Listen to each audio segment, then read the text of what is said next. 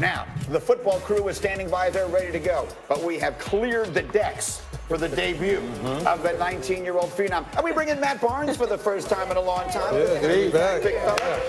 I'm not sure what he would have done defensively with this fella last night. Let's take a look at the pictures of Zion Williamson's debut last night. Jay Will against the Spurs. He's all fired up and ready to go, and the pregame festivities were exciting and enthusiastic. And early on, he's making the nice feed for his first assist. Here's the thing about Zion. He has incredible vision, and he's willing to make everybody else around him better. The consummate team player. This is the first shot attempt of his NBA career. No good. He played 4 minutes in the first quarter. To the second we go. He played this game in spurts. Pelicans down 9, second quarter, and watching here, working hard inside Jay Will for his first NBA bucket. And we will show you all of those spurts and all of these highlights. But Zion, just a workhorse. This is the kind of energy he brings to the table consistently. 2 points in 8 minutes in the first half. So you're thinking, okay, he'll ease in, and you see the way he runs. It makes everybody nervous. And then you got the turnovers in the third quarter. Quite a few of them. 5 turnovers on the night in all. It's just being out of rhythm, not playing basketball for 3 months,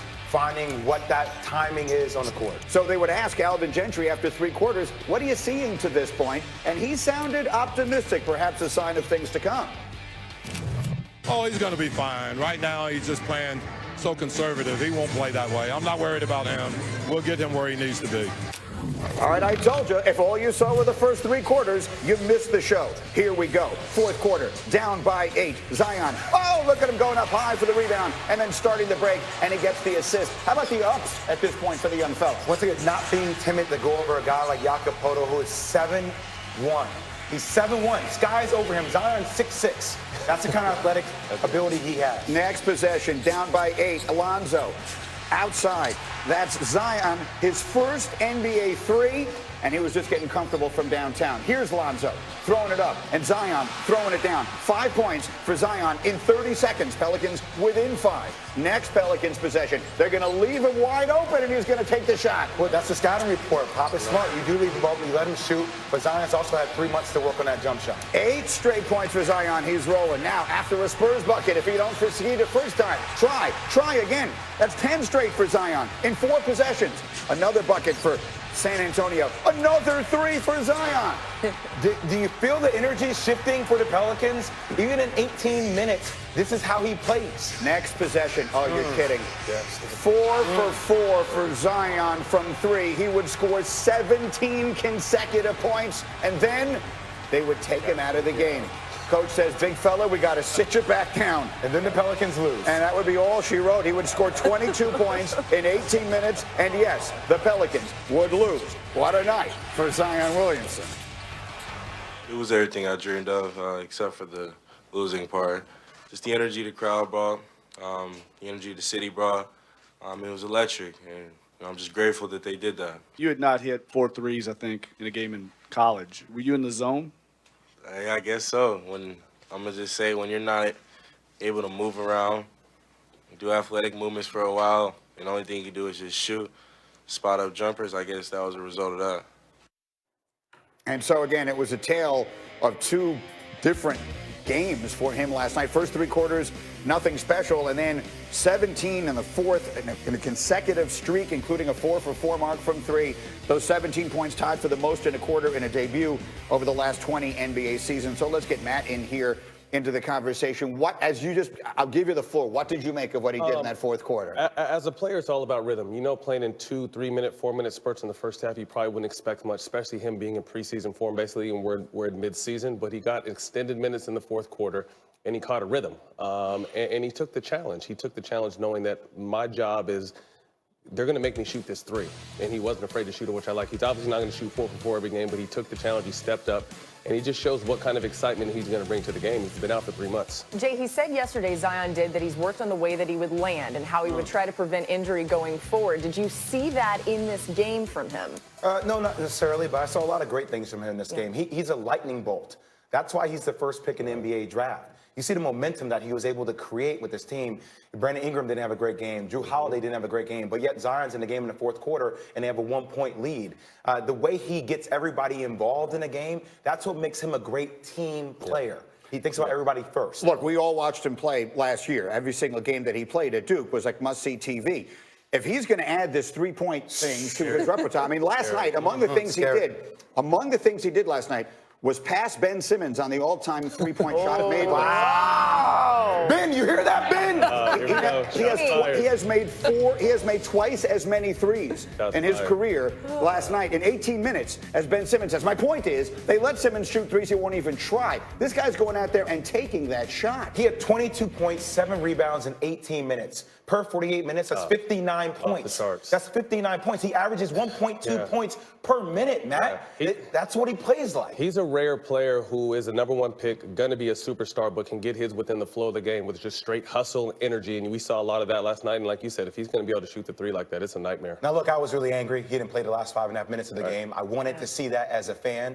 But overall, I really agree with what David Griffin and Alvin Gentry have done with that style. Play him in 3.5-minute bursts. This is a long-term thinking solution, not short-term being a prisoner of the moment to try to win a game. Let's go back to that anger, though. Like, what would that be like for Zion? And he said, obviously, he wanted to stay in the game. Any athlete would say that. But what would that be like in that moment when you want to be out there? You know that your team can win the game if you stay in the game and you're being taken out. Well, we said this before about Zion, and this happened with Coach K. This is what coaches need to do, or GMs or presidents. Sometimes you need to take the player out of the equation because they are their worst enemy. Because he does want to play. He's a competitor. That's who he is. But it's your job as a GM or a coach to think about what's in the best interest of the team long term. I mean, I think they know this is a marathon, not a sprint. I think we got caught up in the excitement. Obviously, you got as hot as you can possibly get. Not to overhype it, but that's probably one of the most impressive 3-minute stretches we've seen by a rookie ever.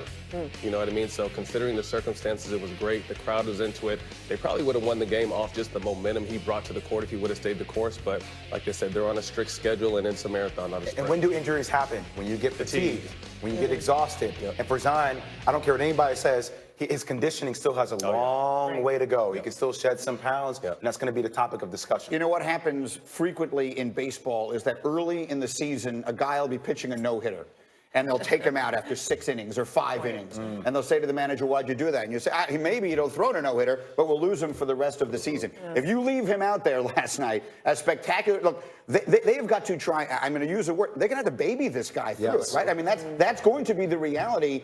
Maybe not just for this year. It does seem likely that that's going to be the reality for Zion a lot of the way forward. And we're going to do a touch screen later. As David Griffin, I'm going through a roller coaster of emotions.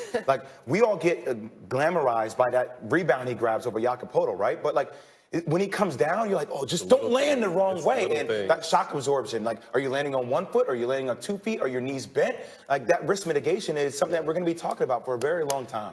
All right, we will break that down. As you say, we'll have a full screen. It's great to have Matt here. We have tons of hoops this morning. But yesterday, we said goodbye to one. Second straight game in New York last night. He had missed 5 games. They had gone 4 for 1. Then he came back, and they had a terrible loss to Boston. But they sure rebounded in this one last night, and he was absolutely terrific. LeBron James, though, taken over in this win. James just asserting his will, and again, it was a terrible game on Monday night. So King James coming back, Anthony Davis back in the fold, 30 points in the first half. The rest of the Lakers had just 18, and in the fourth quarter, as predicted, up pretty big over the Knicks. 3 minutes left, and AD turnaround right over Mitchell Robinson. He was absolutely feasting down low. That gave him a 10-point lead, and here we go. James stealing the ball from Julius Randle, back the other way. He feeds Kyle Kuzma. You got to make this layup, right? But no, that's okay. Yeah. That's all right. If you don't, I'm right here. I'm right here. So AD, 28 points, 13 to 13. From free throw range, and 5 rebounds and 5 assists. Hannah, you mentioned it. He had 21 points on Wednesday. LeBron now just 45 points shy of passing Kobe Bryant for 3rd place on NBA's all-time scoring list.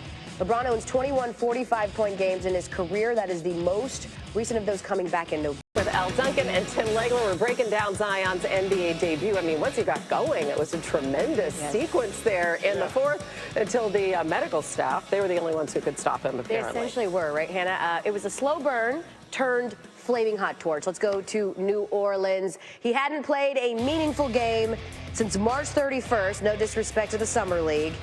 But there he is, all smiles. He had a shirt on that said, "Let's dance," which, of course, what he said to Pelicans fans after he was drafted early on in the first quarter legs.